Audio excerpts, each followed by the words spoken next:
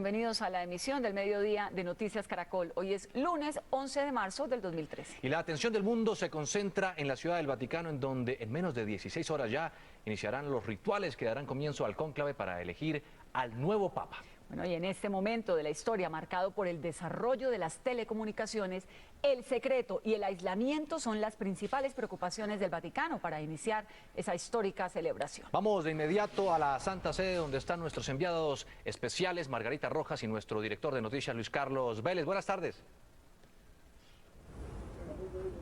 ¿Qué tal, Juan Diego, Vanessa? Muy buenas tardes. Son las 12 del día en Colombia, 12:30 del día, son las 6 de la tarde, 30 minutos aquí en el Vaticano, y este ya es nuestro puesto de transmisión de Noticias Caracol. Atrás, Divino Vaticano, ¿no, Marga? Una hermosa panorámica, además, cayendo la tarde. Bueno, hay noticias, hay varias noticias. En los últimos minutos, fuentes del Vaticano le han dicho a la prensa internacional, a la prensa internacional, la prensa italiana, 3 nombres que estarían punteando, digamos, las conversaciones de los cardenales. Voy a hacer lectura de ellos.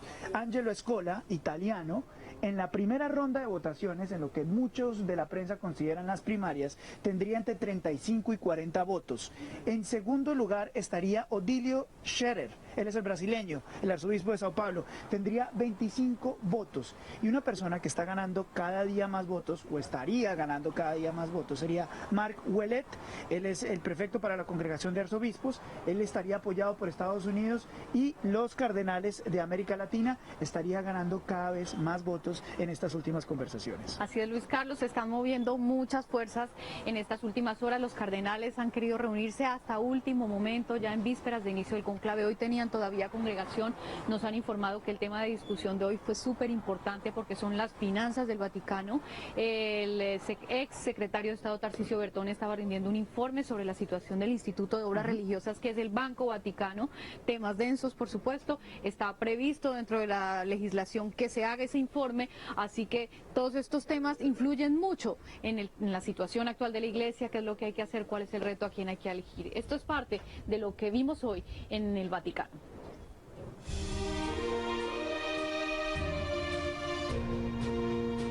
La chimenea de la Capilla Sixtina se alza silenciosa en una esquina de la Plaza de San Pedro. Muy pronto emitirá sus esperadas fumatas. Con el cónclave a punto de iniciar, los cardenales mantienen hasta última hora sus congregaciones. El hecho no solo confirma que tienen mucho por hablar, sino también que las candidaturas no están del todo consolidadas. De alguna forma, el largo precónclave ayudará a que el cónclave no lo sea tanto. Cientos de años atrás, lo que pasó es que tomó más de 3 años elegir un papa, y por eso amenazaron a los cardenales con encerrarlos en un cuarto y solo alimentarlos con pan y agua. En la era moderna, 3 días es el límite. Vamos a ver qué pasa esta semana. Los vaticanistas mejor informados aseguran que el italiano Angelo Scola, el brasileño Odilio Scherer y el canadiense Mark Ouellet tienen los mayores apoyos, pero los acuerdos están en marcha. Los cardenales deben decidir quién entre ellos se ajusta mejor al perfil que han trazado en sus reuniones. Desde fuera resulta poco comprensible. Yo no sé lo que la Iglesia Católica está buscando, es cambio, pero también es más de lo mismo. Como todo en la Santa Sede, los rituales empezarán a punto. A las 4 de la mañana, hora de Colombia, la mística misa pro eligendo pontífice, y a las 10:30 de la mañana, hora de Colombia, el recorrido que conduce a los purpurados hacia la Capilla Sixtina, en medio de letanías. Mañana mismo se prevé la primera votación, que suele ser importante porque muestra quiénes son los candidatos más fuertes, pero es prácticamente imposible, según los antecedentes, que el día del inicio se produzca el humo blanco. Y precisamente como lo decía Margarita en el informe, a las 10 de la mañana hora local, es decir, las 4 de la mañana hora de Colombia, es que va a empezar la misa pro eligendo pontífice, que es la misa que le da el inicio a toda esta ceremonia. Y Federico Lombardi, que es el vocero del Vaticano, dijo hace tan solo unas horas acá en el Vaticano que alrededor de las 8 de la noche, es decir, 2 de la tarde hora de Colombia, vamos a tener lo que sería la primera fumata. Y según en sus propias palabras, él ve humo negro. Eso es lo que él dijo en la conferencia. Sí, todos los antecedentes históricos dan por hecho que en esa primera votación se hace un sondeo importante de quiénes son los que están configurándose como más fuertes candidatos, pero en realidad es muy poco probable que alguien llegue con la mayoría de 2/3, es decir, 77 votos. Hoy, esta tarde, han hecho un juramento los empleados del Vaticano, todos los que estarán vinculados en la en el cónclave por temas logísticos, es decir, los cocineros, los operadores de los ascensores, los de la limpieza, pues estarán muy cerca de los cardenales, pero están obligados a guardar silencio. No pueden decir absolutamente nada, y es más, acá el Vaticano se ha encargado tecnológicamente también de tomar precauciones y poner barreras, literalmente. Tienen unos aparatos que tumban todas las líneas de celulares. Nosotros íbamos a transmitir con unas líneas de celulares, no podemos hacerlo porque simplemente ese lugar va a estar blindado para las telecomunicaciones. Y es que hoy en día ya la Plaza de San Pedro es un hervidero de señales. Si algo tiene claro la Santa Sede tras el escándalo de Batilix es la gravedad de las consecuencias de una fuga de información. Aunque el cónclave ha sido desde sus milenarios inicios el más hermético de los rituales de la Iglesia, en tiempos de Internet, satélites y redes sociales, los datos tienden a fugarse como el agua entre los dedos de la mano. Por eso el Vaticano ha tomado las garantías. La residencia de Santa Marta, donde se hospedarán los cardenales, aislados de todo contacto con el exterior, ha sido objeto de intensas requisas para evitar micrófonos escondidos o cualquier otra forma de espionaje. En la Plaza de San Pedro no se ve, pero cruzan a esta hora miles de señales con voz, datos y video que salen hacia todo el mundo.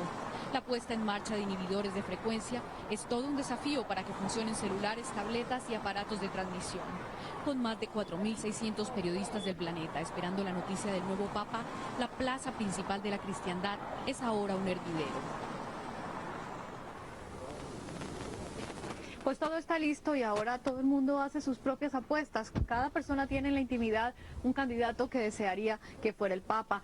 A través de páginas de internet, sobre todo británicas, sabemos que están apostando, ¿no? Es una costumbre. Es que en medio de todo lo divino que rodea este evento también hay cosas humanas, muy humanas, como las apuestas, pero también uno de los problemas que ha tenido la Iglesia grande son los abusos sexuales. Aquí en el Vaticano ha llegado un grupo de Estados Unidos tratando de apoyar a algunas de esas víctimas que han contado su historia y que están tratando que los cardenales de alguna manera vinculados con esos casos de abuso sexual no participen en el cónclave. Esto fue lo que nos encontramos. Este es Francesco Zanardi. Asegura que cuando tenía 11 años fue abusado por un sacerdote en Savona, una ciudad portuaria al norte de Italia, que una vez fue casa de Cristóbal Colón. Cuando tenía 11 años fui violado por un pedófilo en 1980. El obispo sabía esto. Allí hubo las primeras denuncias de abusos sexuales. En este salón, adornado con las fotos de los supuestos afectados, le dijo a Noticias Caracol que ese instante destruyó por mucho tiempo su vida. Denuncié esta historia 3 veces a los obispos y no quisieron intervenir. A mí nadie me ha oído y mucho menos la Iglesia. Ahora estoy casado, pero hasta hace poco no podía tener relaciones sexuales. Cuando iba a tener encuentros siempre me escapaba. Tenía miedo. Su historia ha servido como ejemplo. La organización SNAP de Estados Unidos ha seguido su caso y lo apoya. No sé de un sobreviviente que haya sufrido de tal manera para poder sacar a este demonio de la iglesia, ni logrado impedir que el sacerdote que lo atacó ataque a otros. Por eso vinieron hasta el Vaticano. Ellos quieren que los cardenales que recibieron denuncias como las de Francesco y no actuaron, no puedan participar en el cónclave. Los llaman la docena sucia, que incluye algunos de los llamados papables como Timothy Dolan, Sean O'Malley y Tarcisio Bertone. Tratamos de identificar a 12 de los cardenales que consideramos serían absolutamente los peores papables. Barbara asegura que su organización también tiene denuncias de casos de pedofilia en Colombia. Sí, hemos conocido de casos en Colombia. Es muy difícil para ellos hablar. La historia de Francesco ejemplariza uno de los problemas que tiene esta elección papal. Problemas que, como esta tarde romana, oscura y lluviosa, hacen que el cónclave sea algo difícil. Francesco tiene entonces un mensaje final para el nuevo Papa. Que coja inmediatamente el proceso. La historia la sabemos todos. Espero que el nuevo Papa no haga lo que hizo Ratzinger, es decir, muchas palabras. Un mensaje que seguramente hizo eco y será determinante en la elección del nuevo jefe de la Iglesia Católica. Desde el Vaticano, Luis Carlos Vélez, Noticias. Es realmente bella la panorámica que tenemos desde este punto de transmisión.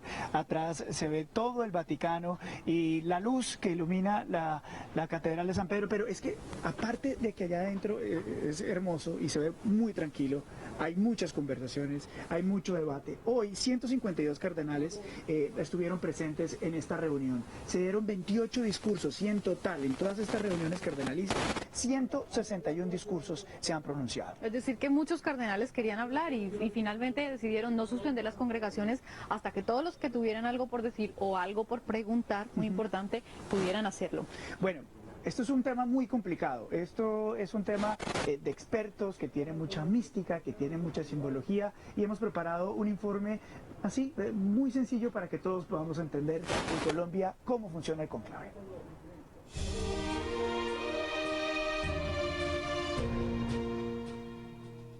A la derecha de la Basílica de San Pedro se erige la Capilla Sixtina, la más famosa del Palacio Apostólico de la Ciudad del Vaticano.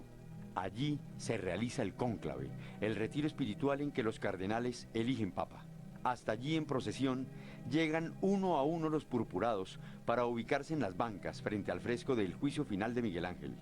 Los que no tienen derecho a votar abandonan la capilla para que el último diácono cardenal la cierre por dentro y con llave, para evitar que los electores tengan contacto con el mundo externo. Custodiando la puerta permanecen 2 miembros de la Guardia Suiza.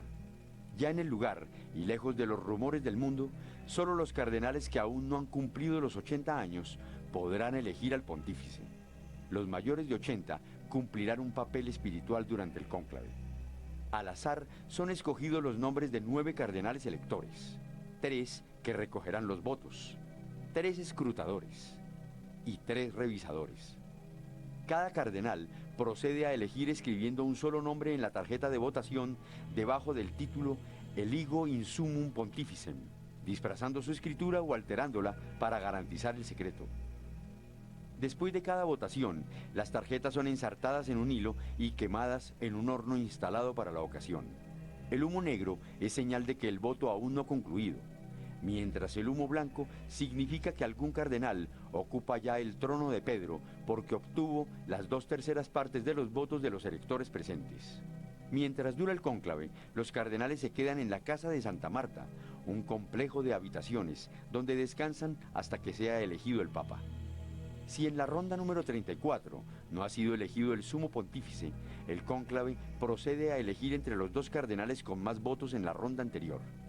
Cuando un purpurado obtenga las 2/3 partes de los votos en una ronda, el cardenal decano se dirige a la persona seleccionada y le pregunta si desea aceptar el encargo. Si acepta, el cardenal decano, que preside el colegio cardenalicio, le pregunta qué nombre de papa ha escogido. En ese instante sale el humo blanco, que es posible gracias a una sustancia especial que le lanzan al horno donde se están quemando los votos secretos. El nuevo papa es conducido al cuarto de las lágrimas, donde por primera vez se viste con las prendas papales. Allí están expuestas 3 sotanas de diferente talla. El cardenal protodiácono sale al balcón principal de la Basílica de San Pedro y delante de la multitud declara la frase ritual. Annuncio vobis gaudium magnum, habemus papam. Y anuncia el nombre y apellido del cardenal elegido y luego el nombre con el que ha decidido conocerse ante el mundo. El nuevo papa entra al mismo balcón y después de un breve discurso da su primera bendición Urbi et Orbi a la ciudad y al mundo. Vienen entonces horas decisivas y emocionantes para más de 1.200 millones de fieles en todo el planeta, tras la búsqueda de la elección del Papa número 266 de la historia de los católicos en el mundo. Y por supuesto nosotros vamos a estar llevándoles el minuto a minuto de lo que sucede, porque literalmente va a ser minuto a minuto. Nos vamos a volver a ver en el noticiero de las 7 de la noche hora de Colombia, pero mañana, pasada las 3 de la mañana, cuando ya empiece la ceremonia oficial, la misa oficial, vamos a estar acá llevándoselas a ustedes, así que despierten mañana muy temprano poniendo Noticias Caracol, porque aquí nos va a encontrar y por supuesto va a encontrar toda la información. Sigan ustedes con más noticias en Bogotá. Luis Carlos, Margarita, gracias. Entonces recuerden, en nuestras próximas emisiones muchos más detalles de esta importante noticia y mañana cuando se inicie el cónclave podrán ver la transmisión especial de Noticias Caracol desde las 3:30 de la mañana. A las 12:46 del mediodía, otra de las noticias del día tiene que ver con las capturas que ordenó la Fiscalía por el magnicidio de Luis Carlos Galán. Vamos en vivo al búnker de la Fiscalía con Pablo César Guevara, en donde se encuentran los hombres a los que les ordenaron la captura. Pablo, buenas tardes. Hola, ¿qué tal, Juan Diego? Muy buenas tardes. Pues Manuel Antonio González, ex jefe de la Oficina de Orden Público del Departamento Administrativo de Seguridad DAS, se encuentra en su casa al norte de la capital de la República, hasta donde llegaron anoche efectivos del CTI de la Fiscalía. Él ha tenido problemas de salud y en consideración a esta situación, pues los efectivos lo han dejado permanecer allí en espera que se defina hacia qué sitio va a ser trasladado. Entre tanto, Luis Felipe Montilla, ex comandante de la policía en Soacha, es buscado hasta ahora por las autoridades. Agentes del CTI custodian en su vivienda en el sector de Colina Campestre, en Bogotá, a Manuel Antonio González, exdirector de la Oficina de Orden Público del DAS, quien no habría cumplido con su deber de garantizar la seguridad del candidato presidencial Luis Carlos Galán. Aunque fue capturado en la tarde del domingo, sufre serios problemas de salud que no permitieron su traslado al búnker de la Fiscalía. El ente acusador advierte que tiene serios indicios en su contra, al igual que contra el excomandante de la policía de Soacha, mayor en retiro Luis Felipe Montilla, quien también es buscado por este caso. Esto es un momento, digamos, provisional en este caso, porque para dictar medidas de aseguramiento se necesita como mínimo 2 indicios graves de responsabilidad que el fiscal del caso consideró que se cumplían en este caso frente a esas 2 personas. Mientras en el caso de González, un fiscal definirá en las próximas horas si le concede la detención domiciliaria debido a sus problemas de salud, sigue la búsqueda del mayor Montilla, quien estaría en los Estados Unidos. Según el vicefiscal Jorge Perdomo, en las próximas semanas se producirán nuevas decisiones en este proceso. Nosotros hemos venido desde el primer momento sosteniendo la tesis de que estos graves magnicidios, graves atentados a los derechos humanos deben seguir siendo objeto de investigación hasta que se esclarezca totalmente lo que pasó en estos hechos. El mayor Montilla, en declaraciones a la Fiscalía, ha negado tener responsabilidad en los hechos y aseguró que fue por órdenes de oficiales de mayor rango que el personal a su cargo fue movido hacia otro lugar el día de la muerte de Luis Carlos Galán en agosto de 1989. Manuel Antonio González, se ha conocido hace algunos segundos, ha solicitado que una vez se recupere de las dolencias por las que ha atravesado en los últimos días, se ha trasladado a una escuela de formación de la policía, donde cumplirá la detención ordenada por la Fiscalía General de la Nación. Desde el búnker de la Fiscalía, Pablo César Guevara, Noticias Caracol. Gracias, Pablo César. 12:49 ya. El magnicidio de Luis Carlos Galán es uno de los procesos penales que más llama la atención del país. Analizamos las reveladoras imágenes captadas por Jesús Calderón, camarógrafo de la campaña de Galán en aquel entonces, y también las fotografías de José Erchel Ruiz. Él era fotógrafo del Espectador. Eso fue lo que captaron sus lentes, que dieron luces a los investigadores para el proceso judicial. El video muestra a Santiago Cuervo y Pedronel Angulo, 2 de los escoltas de confianza del candidato. Ellos se abrían paso entre la muchedumbre, en ese momento desconcertados, pues como se nota en el video, este hombre, el teniente de la policía Jacobo Torregrosa, jefe de escoltas de Galán, inexplicablemente se rezagaba del grupo y los mandaba solos a la tarima. Uno de los miembros de su escolta que lo acompañó esa noche rompió su silencio de 20 años y narró esos angustiosos momentos. El que tenía que estar detrás del doctor Galán era el teniente Torregrosa y Santiago y yo alrededor junto con los demás componentes de la escolta. Mientras tanto, Jesús Calderón, el camarógrafo de la campaña, ajustaba su cámara. Se escucharon las primeras detonaciones. En esta manera recibe 3 impactos de bala. Yo caigo, me trato de parar, yo caigo nuevamente y empiezo yo a gritar que le habían dado al doctor Galán. En la tarima solo queda Luis Carlos Galán, herido de muerte, y su más leal escolta, Santiago Cuervo. Y es aquí, en medio de la confusión, cuando el video y las fotografías tomadas valientemente por el camarógrafo y el fotógrafo revelan los primeros indicios de los autores materiales del crimen. El primero, la sospechosa actitud de un policía que en medio de la balacera recoge algo debajo de la tarima, justo en el mismo lugar donde segundos antes habían disparado los sicarios. Mientras tanto, en el ángulo opuesto, es decir, al otro lado de la tarima, en medio de las balas, José Erchel disparaba su cámara fotográfica. De las 17 que tomó, captó esta que reveló la imagen del hombre de la pancarta, convenientemente ubicado para esconder a sus cómplices. Luego aparece el carro blindado y a bordo el jefe de escoltas, el teniente Torregrosa, quien hasta ese momento esperaba dentro del vehículo. Entonces yo le arrebato el radio al teniente Torregrosa y empezó a llamar a satélite del DAS, donde le manifesté todo lo que ya estaba pasando. También el exagente del DAS asegura que, estando en la clínica, el teniente Torregrosa intentó cambiar el reporte de los hechos. Yo le manifesté a él, dentro de mi convalecencia, que yo no le firmaba ningún informe, porque no era cierto lo que estaba plasmando. La sospechosa actuación de Torregrosa, no solo la noche del 18 de agosto, creó un mar de dudas en la familia Galán. Se sube al carro blindado, cierra la puerta y deja a mi papá a la deriva. Las últimas fotos e imágenes de este valioso documento visual muestran los angustiosos momentos de la evacuación.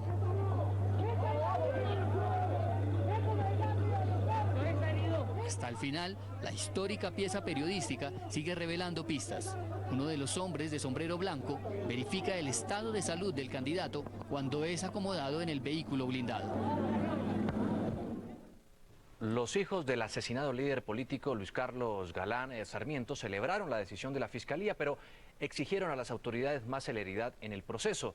Carlos Fernando Galán además pidió que se investigue la eventual participación del cartel de Cali y del clan Ochoa en el magnicidio.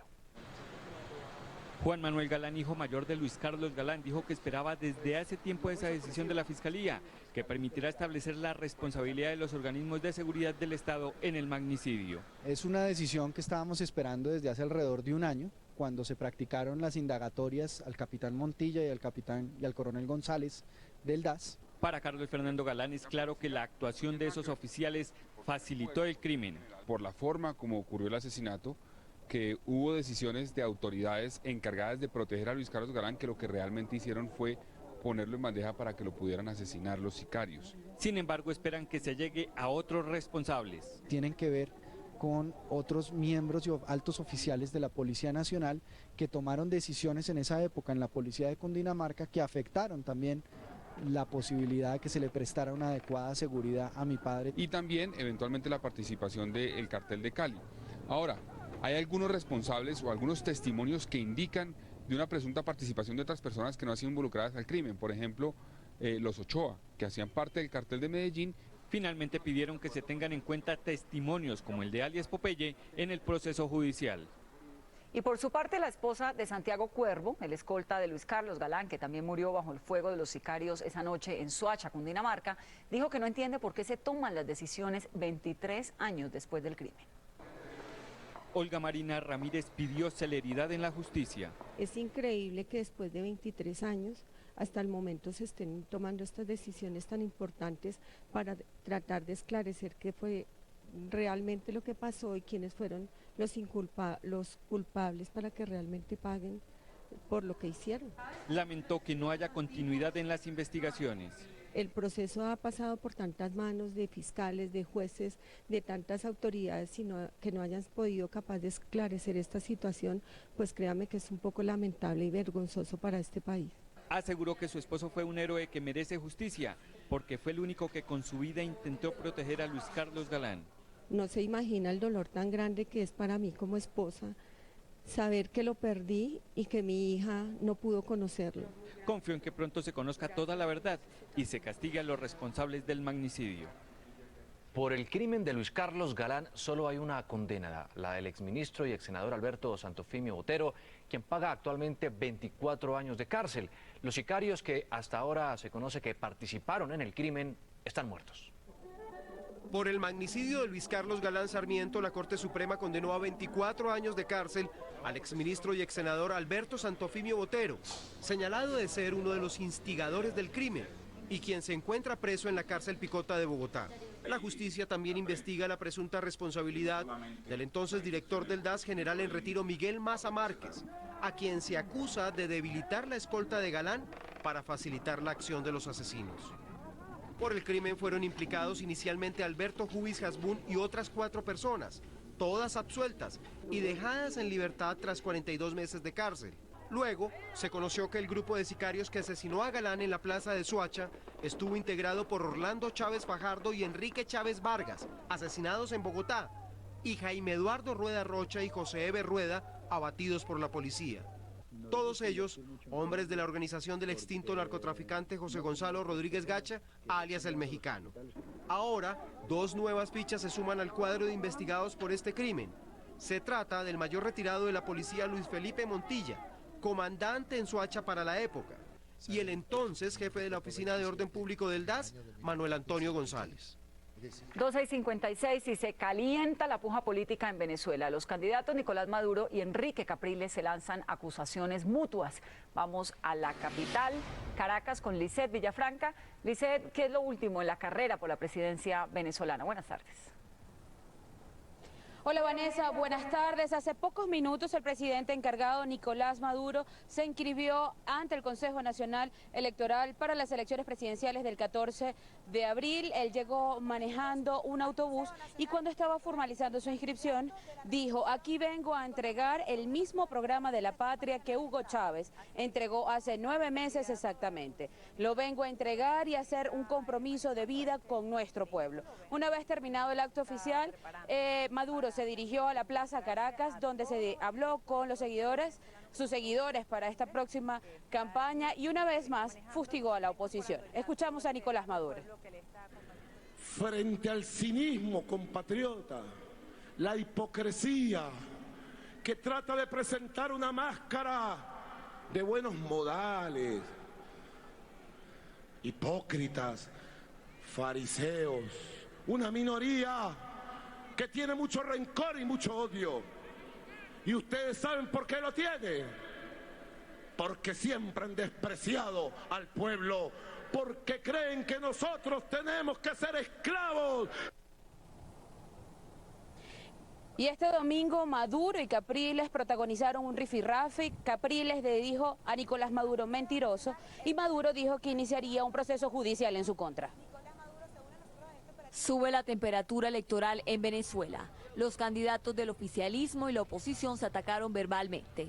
El líder opositor Enrique Capriles arremetió contra el oficialista Nicolás Maduro. Lo tildó de mentiroso y de usar el cuerpo de Chávez para hacer campaña. Que el presidente Chávez no firmó ninguno de esos decretos. Ustedes saben perfectamente que el presidente Chávez nunca se recuperó. Y ustedes fueron durante semanas, sometieron al país a una mentira. Y aseguró que incluso pudo haber engañado al pueblo sobre la verdadera fecha de la muerte del presidente Chávez. ¿Fuiste capaz de salir frente a unas cámaras y jugar con la esperanza de millones de venezolanos? Y decir, no, el presidente se está. ¿Quién sabe cuándo murió el presidente Chávez? Maduro contraatacó y llamó fascista perdedor a su rival, con el que se enfrentará en las urnas el próximo 14 de abril. Usted ha sacado su cara verdadera, la del 11 y 12 de abril del 2002, su cara de fascista. Su odio es el odio de los apellidos de esta oligarquía mantuana que siempre han considerado al pueblo como inferior a ustedes. Entre tanto, hoy culminan los 7 días de duelo nacional decretados por el gobierno venezolano tras el fallecimiento del presidente Hugo Chávez. Y la idea de que los restos del presidente Hugo Chávez descansen en el Panteón Nacional se mantiene viva entre los seguidores del presidente Hugo Chávez. Se había dicho que su cuerpo iba a ser embalsamado y exhibido en una urna de cristal en el Museo Histórico Militar. Pero ayer el presidente encargado Nicolás Maduro dijo que van a hacer todos los trámites necesarios para que el presidente Hugo Chávez descanse en el Panteón Nacional junto a los restos del libertador Simón Bolívar. En este lugar reposan los restos de 142 hombres y mujeres que por sus méritos recibieron el máximo honor póstumo en Venezuela. Entre ellos están los presidentes de la Gran Colombia, el libertador Simón Bolívar y el general Rafael Urdaneta. Los líderes oficialistas y seguidores de Hugo Chávez quieren darle ese honor a su máximo líder, aunque la Constitución establece que le corresponde a la Asamblea Nacional acordar los honores del Panteón Nacional a venezolanos y venezolanas ilustres que hayan prestado servicios inminentes a la República después de transcurridos 25 años de su fallecimiento. La Asamblea Nacional de mayoría oficialista debe hacer la modificación del artículo 187 de la Constitución y luego esa enmienda será sometida a votación popular. Dicho referendo podría coincidir con las elecciones presidenciales del 14 de abril. Este es el Panteón Nacional, lugar donde descansan los restos del libertador Simón Bolívar. Hoy lo vemos con su bandera a media asta por el luto que se ha decretado por la muerte del presidente Hugo Chávez. En este lugar también podrían descansar los restos del líder de la Revolución Bolivariana. Este es el mausoleo que Hugo Chávez mandó a construir en honor al libertador Simón Bolívar. Está justo detrás del Panteón Nacional y hoy se pueden ver varios obreros y maquinaria ultimando detalles. El hijo de esta mujer trabaja en las reparaciones. Ayer en la mañana, a las 10 de la mañana, lo llamaron y le dijeron que recogieran 8 más y se fueran porque tenían que pulir bien eso porque iban a traer el presidente para acá. El cuerpo de Chávez estará en Capilla Ardiente hasta el próximo jueves por la noche. El viernes en la mañana será trasladado al Museo Histórico Militar en el barrio 23 de enero. Y otro de los anuncios que hiciera Maduro es que la oficina del presidente Hugo Chávez en Miraflores será abierta al público como museo. Nosotros nos vamos a mantener muy atentos aquí en Caracas porque se espera que en los próximos minutos el candidato de la oposición, el gobernador del estado Miranda, Enrique Capriles, vaya al Consejo Nacional Electoral para formalizar su candidatura para las elecciones presidenciales del próximo 14 de abril. En Caracas, Venezuela, Lisette Villafranca, Noticias Caracol. ¿A cuál de los candidatos a la presidencia de Venezuela, Nicolás Maduro o Enrique Capriles, prefiere usted? Cuéntenos en @noticiascaracol. 1:03 de la tarde y avanza la carrera contrarreloj por el tema de la valorización en Bogotá. Por tercer día consecutivo se estudia en el Consejo de la capital la modificación al cobro de esa contribución. En el Consejo está Juan Jacobo Castellanos. ¿Cómo avanza este proyecto? Juan, buenas tardes. Hola Juan Diego, muy buenas tardes para usted, para todos los televidentes de Noticias Caracol. En este momento, después de 3 horas y media de debate, Venosalveiro Silva presenta la quinta propuesta de lo que han llamado aquí la modificación a la valorización. Todavía no hay un acuerdo entre el distrito y entre los concejales. Y además ya se han presentado rifirrafes entre funcionarios del gobierno Petro y algunos cabildantes. Esto es lo que ha pasado esta mañana aquí en el Consejo de Bogotá. Muy temprano la directora del IDU, María Fernanda Rojas, dijo que espera que el acuerdo se apruebe y que contenga alivios para el bolsillo de los ciudadanos. Los cambios, el nuevo cobro, pues tengan justicia y tengan unos elementos de equidad y claridad. Y advirtió que si no se aprueba este proyecto, el cobro de valorización se quedará como está. Si no se aprobara una modificación hoy, pues tendríamos que volver ya, después de haber hecho el intento en el Consejo, al cobro original. De inmediato, el presidente de la Comisión de Hacienda le respondió a la funcionaria. A través de un medio de comunicación y de un Twitter, tratar de intimidar al Consejo de Bogotá. Y es que si ustedes no aprueban, nosotros cobramos la valorización del 180, ¡cóbrenla! Ustedes serán los responsables de las situaciones inclusive de orden público que se puedan presentar acá. Agregó el concejal Mejía que en una obra tan importante como los deprimidos de la Caracas no hay estudios. Estaríamos frente a esa figura que es la manera de inducir a un error al Consejo, a los concejales y a la ciudad. En las barras del Consejo se han hecho presentes varios ciudadanos que pacíficamente han protestado contra el actual cobro de valorización. Pero la gente que ha recibido recibos de valorización por 3, por 4, por 5 y hasta por 8 millones de pesos, pues está preocupada por lo que pueda pasar aquí en el Consejo de Bogotá y le reclaman al distrito y a los concejales que tomen medidas para que puedan bajarles este pago por este concepto de aporte. Ansiosos esperan los habitantes de distintas zonas de Bogotá la decisión que se tome en torno al cobro de la valorización en el Consejo. Yo les diría a los honorables concejales que ejerzan su cargo y que no nos carguen la mano, que le pongan un poquito de freno al alcalde que está cobrando cosas que no corresponden. Que haya justicia, ¿no? que si se va a cobrar realmente sea para obras que se realicen. Pues sí que nos cobren, pero una cosa que sea justa ante esto, porque es que es injusto esto lo que nos están cobrando. Mientras tanto, las protestas continúan. Es el caso de los vecinos del barrio Heredén en el noroccidente de la ciudad. Les llegó por 1.500.000 hasta 6 millones de pesos. Y la verdad, la comunidad sí está dispuesta a pagar, pero a pagar lo que sea justo. En otra parte de la capital, habitantes del barrio Villas del Mediterráneo aseguran que les están cobrando 5.700 millones de pesos para hacer obras en un parque que, según ellos, está en buen estado. Injusto, porque si le van a decir que le van a meter una cantidad de plata a ese parque no necesita nada. El parque lo tenemos muy lindo, mucho pulmón. Nos sirve para nosotros lo de la tercera edad. El futuro del polémico cobro de valorización se conocerá en las próximas horas. Son 5 proposiciones que se han presentado. 4 de ellas son positivas con modificaciones y una negativa. Se espera que esta tarde haya un acuerdo entre el Consejo y el Distrito para sacar adelante este proyecto de modificación a la valorización. Desde el Consejo de Bogotá, Juan Jacobo Castellanos, Noticias Caracol. Continuamos en el Valle de Aburrá. Se vivió este fin de semana la peor ola de violencia en lo que va corrido de este año. En esa región de Antioquia fueron asesinadas 31 personas en distintos hechos. Juan Pablo López está allá en Antioquia. ¿Y qué dicen las autoridades, Juan? Vanessa, buenas tardes. Yo la saludo desde el Parque San Antonio. Aquí en este lugar el sábado pasado fue asesinado un joven al fondo de 19 años por arma blanca. Son 31 personas que han contado las autoridades. Sin embargo, la cifra puede aumentar, depende del punto de vista donde se le mire. 2 de las mujeres que fueron asesinadas, en total fueron 5, 2 de ellas estaban embarazadas, una de 16, otra de 24 años. Y adicionalmente también hay una persona que fue atacada y que tiene muerte cerebral en este momento, entonces podría ascender la cifra a 34 personas. Las autoridades dicen que la mayoría de casos tiene que ver con enfrentamientos y además con extorsiones y narcotráfico.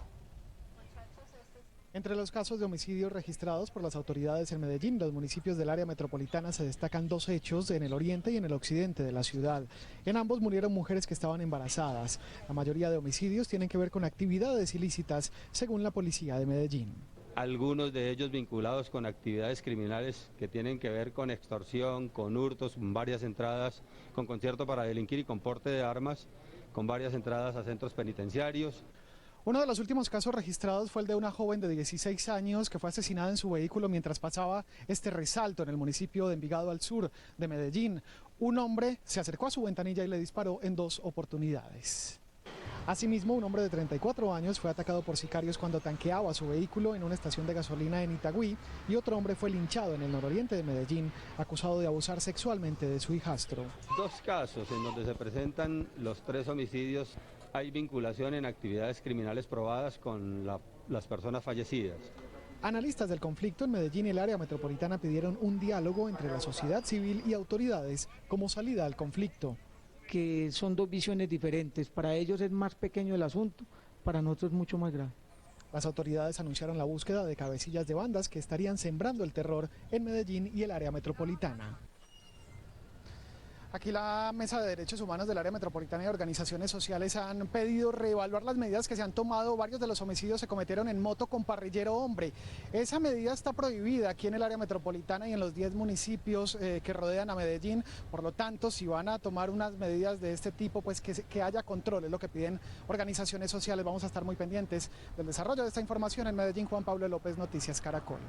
Así es, Juan, y ahora vamos a ir a otro punto de la capital antioqueña porque aumenta el número de víctimas de la violencia. En San Andrés de Cuerquia, 2 soldados murieron y 2 niños resultaron heridos en un campo minado. Diana Pérez nos cuenta justamente cuál es el estado de salud de estos menores. Diana, buenas tardes. Así es, buenas tardes, Juan Diego. Pues en estos momentos ellos se encuentran hospitalizados bajo pronóstico reservado, pero eso sí, nos informaron las autoridades que el menor de 4 años está bastante grave, mientras que el menor de 11 años tiene un trauma en el tórax. En el norte de Antioquia, un campo minado explotó, al parecer accionado por medio de un celular. Las autoridades atribuyen el hecho a las FARC. En el sector conocido como La Cordillera, municipio de San Andrés de Cuerquia, un artefacto explosivo colocado por las FARC. En su explosión fueron asesinados 2 soldados y heridos 2 niños. Los menores de 4 y 11 años fueron atendidos y trasladados a Medellín por el ejército. Los niños se encuentran en el hospital Pablo Tobón Uribe. El más grave era el de 4 años, el cual presentaba heridas múltiples en cabeza, en tórax. El secretario de Gobierno de Antioquia, Santiago Londoño, pide al Gobierno Nacional y a las FARC incluir en la mesa de diálogo en La Habana la ubicación de las minas antipersonas. Hasta ahora no ha habido ningún tipo de pronunciamiento por parte de ellos y yo creo que es absolutamente necesario que se les exija porque vamos a seguir teniendo, no en este momento, sino en este momento y en los próximos 15, 20, 25 años víctimas de minas si este tema no se trata ya. Los cuerpos de los soldados Francisco Henao Taborda de Medellín y Carlos Franco Izaza de Concepción, Oriente Antioqueño, serán trasladados en las próximas horas a sus ciudades de origen para las honras fúnebres. Las autoridades piden celeridad en esta investigación, ya que no han podido dar con los autores materiales de este ataque. Informó desde el sur de Medellín, Diana Pérez, Noticias Caracol. Diana, muchas gracias. Y en Bogotá, mientras tanto, permanece en estado crítico otra menor que resultó herida por una mina antipersona que le causó la muerte a su hermano de apenas 6 meses de nacido. Paola Bermúdez está en el hospital de San Ignacio, en donde permanece la joven. ¿Cómo está la joven, Paola?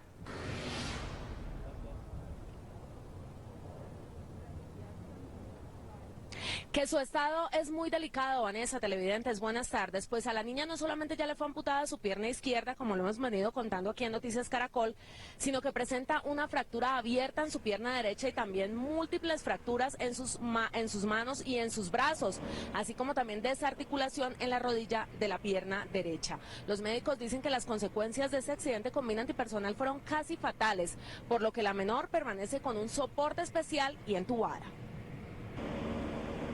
En estado crítico continúa la menor de 14 años que ya completó 60 horas en el Hospital San Ignacio de Bogotá, en donde tuvieron que amputarle una de sus piernas, como lo explica el médico de urgencias Ricardo Alvarado. Hoy estamos tratando de extubarla y de acuerdo con ello definimos una salida o no de la unidad de cuidado intensivo. Sin embargo, esto no garantiza de que su piernita, a la cual estamos luchando en este momento, podamos tener una viabilidad. No la podemos garantizar, en ese estado está todavía. La pequeña fue víctima de una mina antipersonal cuya explosión también le causó la muerte a su hermanito de solo 6 meses. Y hoy arrancamos un proceso de acompañamiento con la mamá y una vez la niña salga de la unidad de cuidado intensivo, que es el soporte psicológico. Esa parte, explorarla es muy difícil, todavía ellos están en una fase de shock, no quieren absolutamente nada y es natural, no solamente perdieron un niño, sino que además su otra hija está en esta situación. Los hechos ocurrieron el viernes en zona rural de Puerto Asís, Putumayo, desde donde la víctima fue trasladada hacia Bogotá en una aeronave de la Fuerza Aérea. A esta hora les puedo contar algo positivo y es que la menor ya recuperó la conciencia. Sin embargo, su estado no deja de ser crítico y su pronóstico no deja de ser reservado. Y lo negativo es que pues al recuperar su conciencia ella no ha hecho sino preguntar por su hermanito. Eso nos han contado los médicos aquí en el Hospital San Ignacio en el norte de Bogotá. Paola Bermúdez, Noticias Caracol. Muchas gracias, Paola, por su información y mucha atención, que hace algunos momentos se presentó un atentado en Timbío, Cauca. Desconocidos detonaron un artefacto explosivo que dejó 10 heridos. Freddy Calvache estuvo en ese lugar y nos acaba de enviar este reporte. Hola, muy buenas tardes. Pues son 7 los civiles y 3 agentes de la policía los que resultaron heridos en este atentado terrorista que se registró aquí en el centro de la localidad de Timbío. Mayor José Cosio, comandante operativo de la Policía Metropolitana, ¿qué se conoce sobre el atentado? Sí, casi sobre el mediodía tuvimos una activación de un artefacto explosivo entre las inmediaciones de la estación de policía y el parque principal del municipio de Timbío, donde resultaron heridos, lesionados, un oficial de la policía, 2 suboficiales y 7 civiles que ya están atendidos acá en el municipio de Popayán, en el municipio. ¿El atentado iba dirigido contra los policías? Efectivamente, contra la población civil y contra los policiales, debido a que ese es un sector que es álgido de afluencia de personas. Muy bien, también se han registrado algunos daños materiales en esta zona, en esta parte de Timbío, Cauca, y los heridos fueron remitidos. Inicialmente fueron atendidos aquí en el hospital local de Timbío y algunos por su gravedad remitidos hasta Popayán. Es por ahora la información desde Timbío con Freddy Calvache en Noticias Caracol.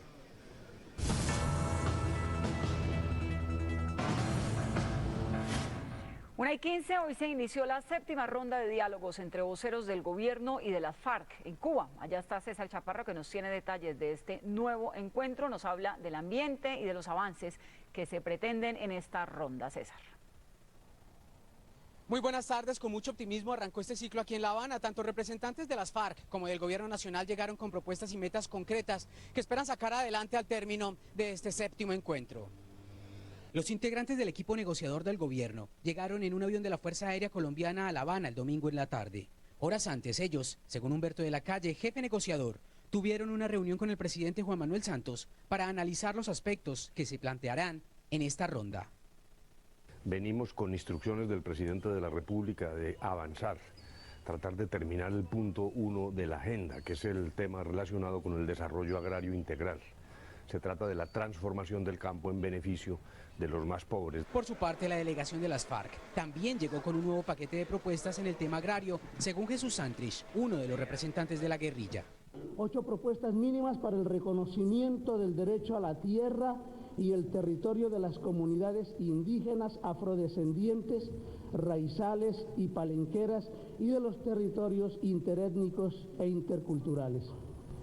Resaltó uno de los puntos. Capacidad, autogobierno, autogestión y autodeterminación que se derive de un nuevo contrato social pactado en una Asamblea Nacional Constituyente. La propuesta será presentada durante el encuentro, que finalizará hacia las 5 de la tarde. El representante de las FARC negó que alguno de los integrantes que hacen parte de la Comisión de Proceso de Paz que se encuentra aquí en La Habana viaje a Venezuela a despedir al presidente Hugo Chávez. Desde La Habana, Cuba, César Chaparro Pinzón, Noticias Caracol. Un juez de Bogotá envió a la cárcel a un patrullero de la policía señalado de abusar sexualmente de una menor dentro de un CAI de la institución. La policía lamentó lo ocurrido y calificó el hecho como aislado. En la mira de la justicia está un patrullero de la policía que, según la fiscalía, habría abusado de una niña de 14 años en un CAI del barrio La Victoria en la localidad de San Cristóbal, en el sur de Bogotá.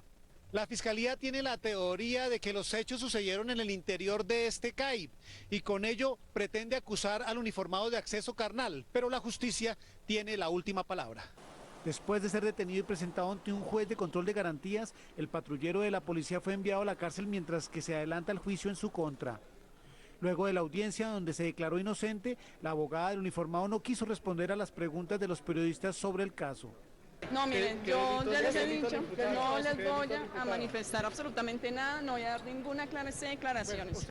El comandante de la Policía Metropolitana de Bogotá, general Luis Eduardo Martínez, afirmó que se trató de un caso aislado en el que el presunto mal comportamiento de un hombre no involucra a toda una institución. Julián Ríos, Noticias Caracol. Un barco africano que se dirigía a La Guajira se incendió frente a las costas de Puerto Colombia en el Atlántico. La conflagración consumió la nave que iba cargada de mercancías. Argemiro Pion tiene la información. ¿Y qué fue lo que pasó, Argemiro? Causas del incendio. Vanessa, buena tarde. Pues según la Capitanía de Puerto, se encuentran reunidos en estos momentos con el capitán del barco y el armador para tratar de determinar realmente las causas que provocaron este voraz incendio. Sin embargo, se maneja una hipótesis inicial y es que se presentó un cortocircuito en la bodega del buque. El accidente ocurrió exactamente a 20 millas de donde nosotros nos encontramos, aquí en el municipio de Puerto Colombia Atlántico, cuando el buque atravesaba por toda esta zona, iba de Colón, Panamá, hacia un puerto en La Guajira. Llevaba más de 300 toneladas de mercancía entre electrodomésticos, ropa y calzado. Dicen las autoridades que el incendio se propagó muy rápido debido a las fuertes brisas que se presentan en estos momentos, como se puede sentir en este lugar. En esta imagen se observa el buque envuelto en llamas. En la intensidad del fuego y en medio del espeso humo negro se ve la magnitud de la emergencia. Regados en el mar se observan también objetos que, según las autoridades, son los empaques de la mercancía que transportaba el barco. Los 8 tripulantes de la embarcación fueron rescatados por el grupo Guardacostas de Barranquilla. Jorge Iguarán, capitán del buque, narró lo sucedido. Los que estábamos arriba de la embarcación sentimos el olor al caucho cuando se quema. Entonces ya cuando quisimos bajar, ya era imposible controlar el incendio. Habían 4 personas que tenían contusiones leves, pero nada grave, fueron llevados el establecimiento de sanidad naval y ahí fueron atendidos y luego dados de alta. Las autoridades investigan las causas del incendio. La Autoridad Marítima Capitanía de Puerto ya está con el capitán y con el armador tomando las pruebas necesarias para determinar cuáles fueron los hechos que ocasionaron este incidente. Según la Capitanía de Puerto, el buque llevaba 300 toneladas de mercancía, en su mayoría electrodomésticos, que se perdieron en su totalidad. El barco de bandera de Santo Tomé de África se perdió totalmente y a esta hora autoridades de la Capitanía de Puerto trabajan para removerlo del lugar de la emergencia para que no afecte la navegabilidad. Desde Puerto Colombia, Atlántico, Argemiro Pion, Noticias Caracol. Muy bien, y a la 1:21 de la tarde, la Armada Nacional rescató a un ciudadano estadounidense que naufragó en el Caribe colombiano luego de que su velero encallara en cercanías del Cayo de Roncador. El navegante de 46 años, identificado como Daniel Ni, quedó a la deriva en aguas colombianas por las malas condiciones del clima que provocaron el encallamiento de su velero cuando intentaba llegar a Panamá. Y mucha atención, hace unos minutos se registraron disturbios en inmediaciones de la penitenciaría de La Picota, esto queda en el sur de Bogotá. Familiares de algunos reclusos que protestan por el horario de las visitas se enfrentaron con la policía. Hola, muy buenas tardes. Pues son cerca de 100 mujeres que se han concentrado aquí a la entrada de la cárcel de Picota, al sur de la capital. Una de estas pancartas dice: injusticias, exigimos nuestros derechos, no al pico y placa. Hola, muy buenas tardes. Expliquémosle a la gente por qué razón ustedes están protestando y qué es esto del pico y placa. Buenas tardes, el pico y placa es un régimen que nos quieren poner de visitas cada 15 días. Nuestros esposos están extraditables, no son presos colombianos y nos quieren poner el pico y placa para nosotros. En cualquier momento se lo llevan, ¿cuándo lo volvemos a ver? No es justo lo del pico y placa para ninguna de las cárceles, no es justo. Muy bien, muchísimas gracias. Quiero que me acompañe la cámara. En este momento vamos a mostrar la manifestación que están llevando a cabo los reclusos aquí adentro del penal y están utilizando inclusive carteles. Se ven allá al fondo todos los reclusos protestando. Anuncian algunos de ellos que inician a partir de hoy huelga de hambre. A este lugar han tenido que llegar cerca de 100 policías y una tanqueta que están tratando de controlar la situación para que no se presenten disturbios. Desde el sur de Bogotá, Marcela Ulloa, en Noticias Caracol. Y más protestas. Usuarios de Caprecom en Cali protestaron en diferentes centros asistenciales porque no reciben atención médica. Son 170.000 los afectados que exigen una respuesta de Caprecom. Carlos Gutiérrez, ¿qué dicen los directivos de la EPS y qué va a pasar con la atención de los afiliados? Buenas tardes.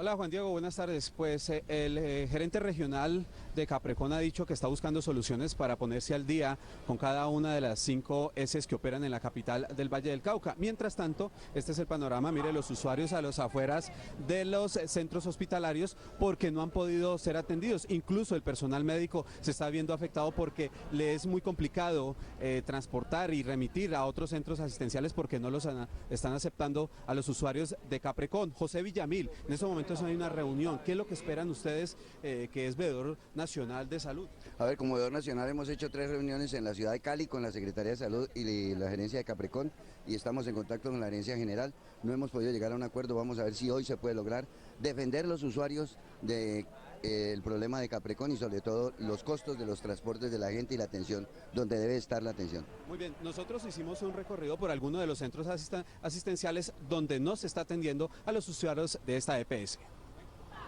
Más de 100 personas, usuarias de Caprecom EPS, bloquearon una vía en el oriente de Cali como protesta porque desde hoy en los 106 centros de salud públicos de la ciudad no los atienden.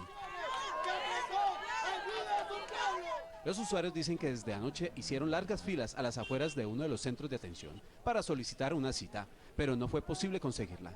Necesito una cirugía urgente y así como yo hay muchas personas que necesitan cirugías urgentes. Yo no estoy por vanidad ni por nada, estoy enferma. Los gerentes de las diferentes casas de salud públicas aseguraron que el servicio se suspendió porque Caprecom ha incumplido con los compromisos de pago y tampoco se ha firmado un nuevo contrato por prestación de servicios entre las partes. 1.300 millones de pesos que nos deben de la vigencia anterior.